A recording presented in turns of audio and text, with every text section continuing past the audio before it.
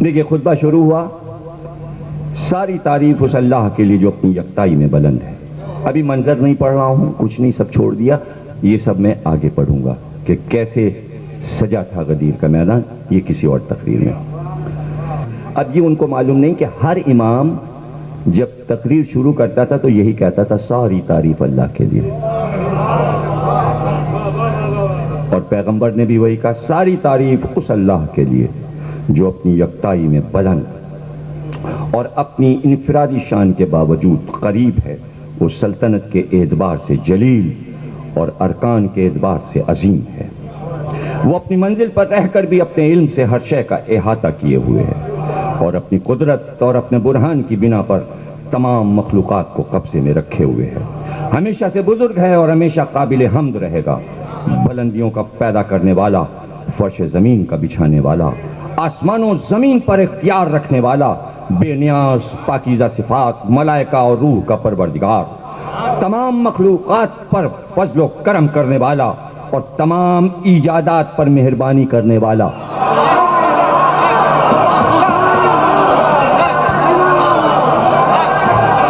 جزاک اللہ۔ امید ہے کہ آپ بغیر شرح کے بھی بات کو سمجھیں گے، اور تمام ایجادات پر مہربانی کرنے والا ہے، وہ ہر آنکھ کو دیکھتا ہے اگرچہ کوئی آنکھ اسے نہیں دیکھتی،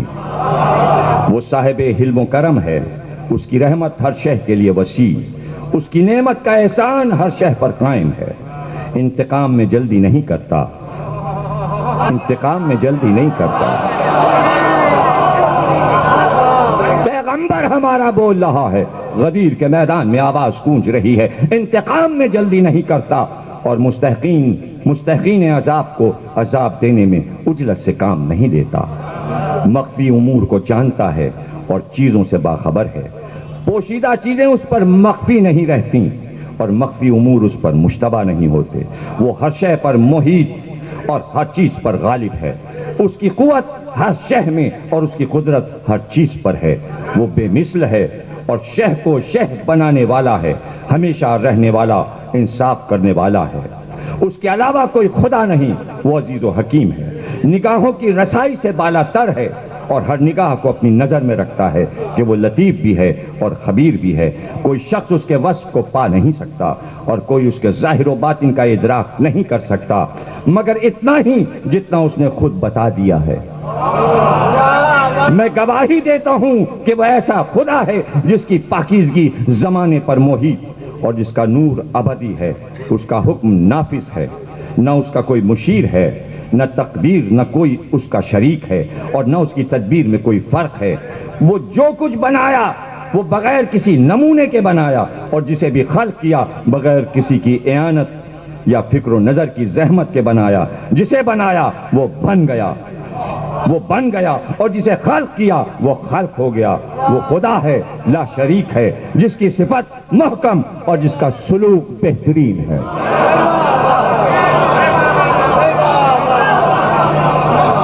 وہ ایسا عادل ہے جو ظلم نہیں کرتا، اور ایسا بزرگ و برتر ہے کہ ہر شے کی بازگشت اس کی طرف ہے۔ میں گواہی دیتا ہوں کہ ہر شے اس کی قدرت کے سامنے متواضع اور ہر چیز اس کی ہیبت کے سامنے خاضع ہے، وہ تمام ملکوں کا مالک، وہ تمام ملکوں کا مالک، تمام آسمانوں کا خالق، شمس و قمر پر اختیار رکھنے والا، ہر ایک کو معین مدت کے لیے چلانے والا، دن کو رات اور رات کو دن پر حاوی کرنے والا، ظالموں کی کمر توڑنے والا، شیطانوں کو ہلاک کرنے والا ہے، نہ اس کی کوئی ضد ہے نہ مثل، وہ یکتا ہے، بے نیاز ہے، نہ اس کا کوئی باپ ہے نہ بیٹا نہ ہمسر، خدا واحد اور رب مجید ہے، جو چاہتا ہے کر گزرتا ہے، جو ارادہ کرتا ہے پورا کر دیتا ہے، جاننے والا، خیر احسا کرنے والا، موت و حیات کا مالک، فقر و غنا کا صاحب اختیار، ہنسانے والا، رلانے والا، قریب لانے والا، دور ہٹانے والا، عطا کرنے والا، روک لینے والا ہے، ملک اسی کے اختیار میں ہے اور حمد اسی کے لیے زیبا ہے، اسی کے قبضے میں، وہ ہر شے پر قادر ہے، رات کو دن اور دن کو رات میں داخل کر دیتا ہے، اس عزیز و غفار کے علاوہ کوئی خدا نہیں، وہ دعاؤں کا قبول کرنے والا، عطاؤں کو باکثرت دینے والا، سانسوں کا شمار کرنے والا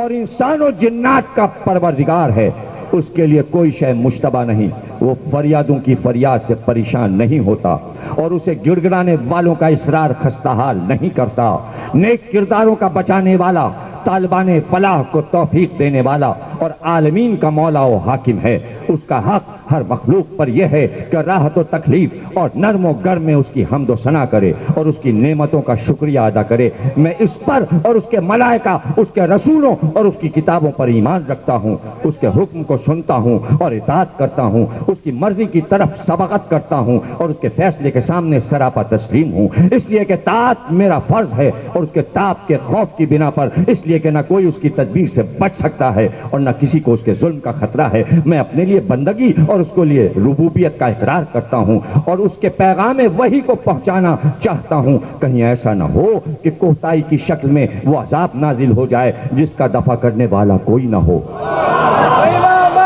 اگر غدیر رک جاتی تو عذاب آتا۔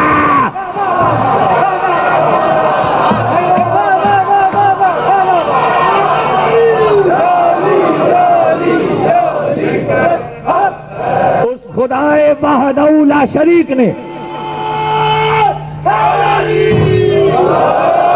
اس خدائے وحدہ لا شریک نے مجھے بتایا کہ اگر میں نے اس پیغام کو نہ پہنچایا تو اس کی رسالت کی تبلیغ نہیں کی اور اس نے میرے لیے حفاظت کی ضمانت لی ہے۔ مسئلہ یہ تھا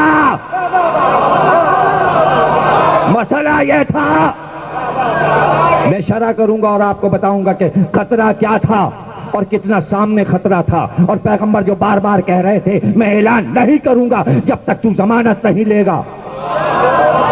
اس لیے کہ غدیر میں ایک لڑائی چھڑتی اور اس لڑائی میں غدیر دب کے رہ جاتی۔ لڑتے تو علی اور سب مارے جاتے لیکن غدیر کا مسئلہ رہ جاتا اور پیغمبر قتل ہو جاتے۔ میں سمجھاؤں گا آپ کو کہ کیا ہونے والا تھا اور کس بلا کو اللہ نے ٹالا، اور پیغمبر سے وعدہ کیا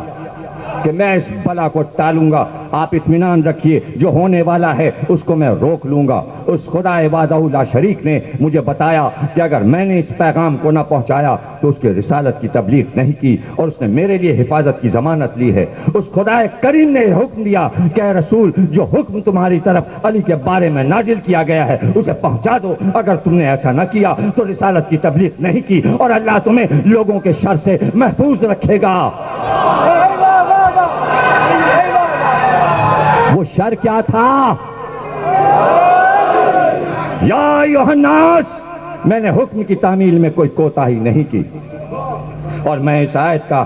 سبب واضح کر دینا چاہتا ہوں کہ جبریل بار بار میرے پاس یہ حکم پروردگار لے کر نازل ہوئے کہ میں اسی مکان پر ٹھہر کر ہر کالے اور گورے، یہ جو کہا کالے گورے کو فوقیت نہیں ہے، لفظ یہ کہا تھا کہ ہر کالے گورے کو یہ اطلاع دے دوں کہ کالوں کا بھی مولا ہے اور گوروں کا بھی مولا ہے۔ لفظ بدلے گئے، ہر سفید و سیاہ کو یہ اطلاع دے دوں کہ علی ابن ابی طالب میرے بھائی، وسیع، جانشین اور میرے بعد امام ہیں۔ ان کی منزل میرے لیے ویسی ہے جیسے موسیٰ کے لیے ہارون، صرف یہ ہے کہ میرے بعد کوئی نبی نہ ہوگا اور رسول کے بعد تمہارے حاکم ہیں، اور اس کا اعلان خدا نے اپنی کتاب میں کیا ہے۔ محمد کہہ رہے ہیں کتاب میں اعلان کیا ہے کہ بس تمہارا ولی اللہ ہے اور اس کا رسول، انما ولیکم اللہ، بس تمہارا ولی اللہ ہے اور اس کا رسول اور وہ صاحبان ایمان جو نماز قائم کرتے ہیں اور حالت رکوع میں زکوٰۃ ادا کرتے ہیں۔ آیت نازل ہو چکی مدینے میں اور ایک غدیر وہاں ہو چکا، جو کل میں سنا چکا کہ جب یہ آیت نازل ہوئی تو اللہ نے کہا وسیع بنا دیجئے، اور پیغمبر نے کہا یہ سارا مال قبضے میں کرو، ایک انگوٹھی تم نے زکوٰۃ میں دی، اب نبوتوں کی انگوٹھی میں تمہیں دے رہا ہوں۔ نہیں سمجھے؟ وہ جو نبوتوں کی انگوٹھی علی کو ملنے والی تھی اس کی زکوٰۃ علی نے پہلے نکال۔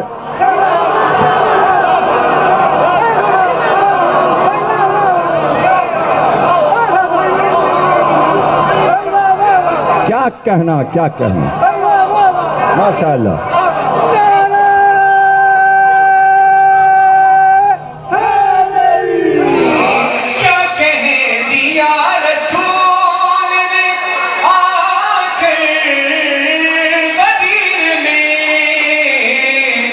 دل کو پکڑ کے رہ گئے اکثر غدیر میں، دل کو پکڑ کے رہ گئے اکثر غدیر میں، کیا کہہ دیا رسول نے آ گئے غدیر میں۔ دعا چاہتا ہوں مصروں پہ کہ من کن تو کہہ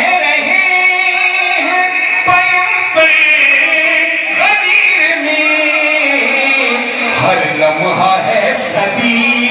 کے برابر غدیر میں، ہر لمحہ ہے صدی کے برابر غدیر میں، کیا کہہ دیا رسول نے آ گئے غدیر میں۔ بانی جشن میں جو میلاد رکھا ہے عید غدیر کا، عید غدیر کا نام سن کر، غدیر کی میلاد کا نام سن کر آپ سب کھینچے چلے آئے۔ میرا یقین ہے کہ اگر ہم اس دور